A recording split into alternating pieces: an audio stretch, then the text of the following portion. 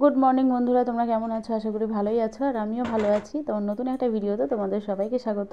ঘুম থেকে উঠে সকালবেলায় ফ্রেশ হয়ে মুখে একটু ক্রিম লাগিয়ে নিলাম হালকা করে, কারণ মুখটা একটু খ্যাস করছিলো।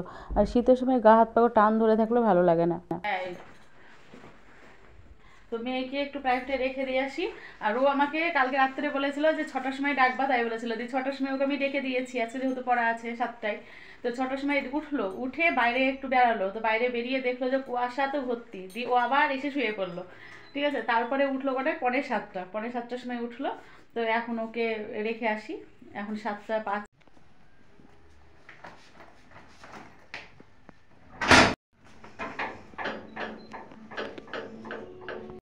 বৃষ্টি পড়ছে ঝিরঝির করে, তাই মনে হচ্ছে। মাঠে কিচ্ছু দেখা যাচ্ছে না।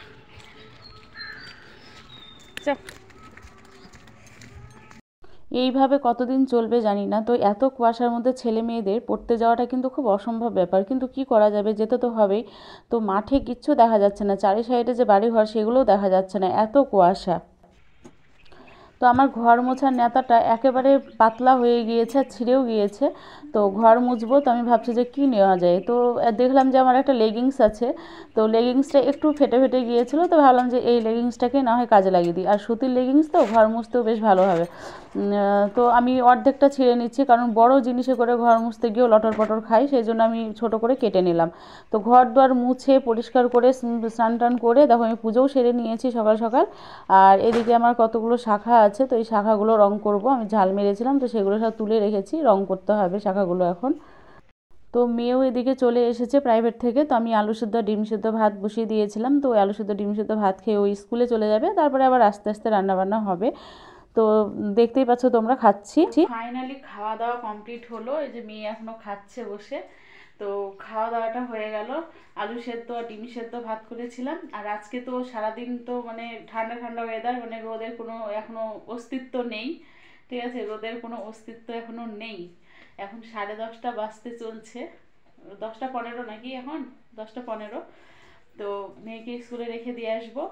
আর এখন সিদ্ধ ভাত খাওয়া হলো। তো দুপুরবেলাতে আবার পরে দেরি করে রান্না করব, কারণ ওরও তো স্কুল ছুটি হতে হতে অনেকটা দেরি হবে। তারপরে আবার আমার বর, সেও তো আস্তে আস্তে অনেকটা দেরি হয়ে যায়।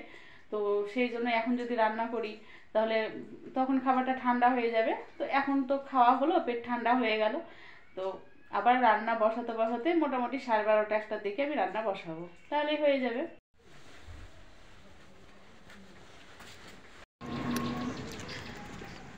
ঠান্ডা ঠান্ডা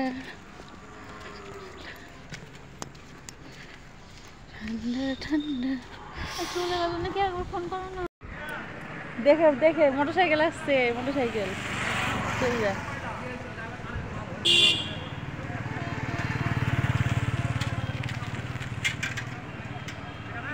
যা।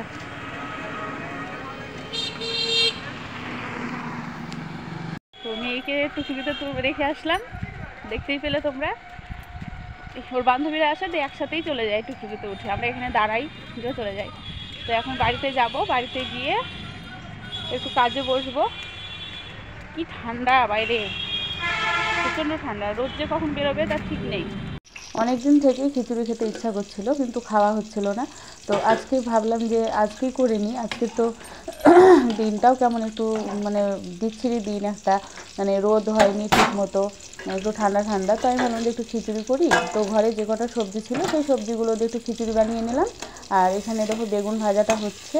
আর মেয়ের তো বেগুন ভাজা খাওয়া নিষেধ বলতে কেউ খায় না, বেগুনই খায় না ও, তো সেই জন্য ওর জন্য একটু আলু ভাজবো। আর বেশি কিছু রান্না করব না। তো আমার বরকেও ফোন করেছিলাম, তো ও দুপুরবেলায় আসতে পারবে না বললো, আস্তে আস্তেও দেরি হবে। তো সেই জন্য আর বেশি কিছু করলাম না, খিচুড়ি আলু ভাজা বেগুন। তো বন্ধুরা, আমি এইমাত্র সন্ধ্যা দিয়ে উঠলাম। আর আজকে প্রচণ্ড ঠান্ডা পড়েছে, প্রচণ্ড, মানে আমার একবারে ঘরে থেকেই কাঁপুনি উঠে পড়ছে। তো সকালবেলায় তো মেয়ে এক জায়গাতে পড়তে গিয়েছিল, তো এখন আবার আরেক জায়গায় গিয়েছে। 5টার সময় পড়া ছিল, তো ওকে এখন আমি আনতে যাচ্ছি। এখন বাজে 6:15। তো এখন যাই, 6:30টায় ছুটি হবে না 7টায় হবে জানি না। কারণ এই সন্ধ্যাবেলায় প্রথমে গেল ওখানে নতুন প্রাইভেটটায়, তো কখন ছুটি দেবে জানি না। তো এখন আমি যাচ্ছি। আর প্রচণ্ড পরিমাণে ঠান্ডা। আমি দেখো সোয়েটার চাদর সবই পরে নিয়েছি, মেয়েকেও ডবল সোয়েটার পরে আমি হচ্ছে প্রাইভেটে পাঠিয়েছি। তো চলো মেয়েকে নিয়ে আসি, এসে তারপর আবার দেখা হচ্ছে, ঠিক আছে? তো বন্ধুরা আমরা মেয়েকে নিয়ে চলে আসলাম। তো এখন বানাবো কি ঋতু, কফি। এখন একটু কফি, বাঁধাকপি বানাবো না ফুলকপি বানাবো না দুধ কফি বানাবো। গরম গরম কফি কে খাবে বলো? যে খাবে সে চলে এসো আমাদের বাড়িতে, কফি খাওয়াবো ঠান্ডার মধ্যে। ওই রড লাইট গুলো কিনতে হবে, পরিষ্কার লাগে না। রড লাইট গুলো কিনলেই অনেক ভালো। বিস্কুট, বিস্কুট বেশি নাই, বিস্কুট আনতে বলতে হবে তো বাবাকে। ওরে বাবা, সরাগুলো আগে খেয়ে নি। কফি চলে এসছে, গরম গরম কফি।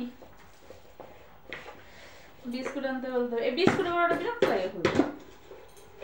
যদি দাও এমন এনে দুজনের দুটো দুটো করেই হবে বিস্কুট। বিস্কুট শেষ। তো বন্ধুরা আমরা কফি খাচ্ছি এখন। আর আজকে হচ্ছে আমার বর সেই 6:30টার সময় বাড়ি থেকে বেরিয়েছে। ও তো রোজ বিকেলে চলেই আসে 6:30টায় গিয়ে। তো আজকে আসতে পারেনি, আজকে গোটা দিন আসতে পারেনি। যে ফোন করেছিলাম ওকে, তো হরিহর পাড়াতে আছে বললো, টুকটুকিতে উঠেছে। তো বাড়ি আসতে আসতে 8টা বেজে যাবে। তো খাওয়া দাওয়া হোটেলেই করে নিয়েছে।